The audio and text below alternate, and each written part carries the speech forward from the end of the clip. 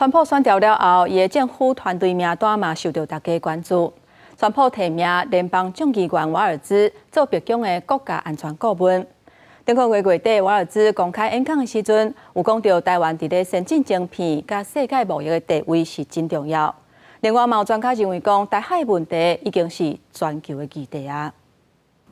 美国总统大选结束，未来川普政府团队名单也陆续出来，其中会被提名出任白宫国家安全顾问的联邦众议员瓦尔兹，那是美国国会第一位有陆军特种部队资格议员，也捌伫五角大厦做重要幕僚，对台湾事务熟悉。今年10月中，各地公开演讲中表示，中国是今麦美国上大的威胁。Xi Jinping, just take him at his own words. He is openly talking about the decline of America, replacing America as a global leader, the decline of Western values, replacing those with, what is essentially a techno surveillance state dictatorship. The first step was Tibet.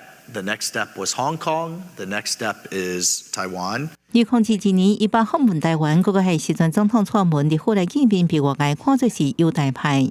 And to understand the implications, not only would they control 80% of the world's most advanced computer chips, if you look at the geography, they would control the shipping lanes into Japan, South Korea, Southeast Asia, about 50% of global GDP. So the stakes are enormous. We need to fully appreciate there is the element of having a military that is ready, even though their navy is now larger than ours, their space force is larger than ours. 美國、日本、澳洲三國國防部長17日澳洲北領地打完針對三國國防合作大海局勢、南海議題，到朝鮮半島局勢頂對會，各地會後發表聯合聲明，強調台灣海峽和平與穩定的重要性。記者綜合報道。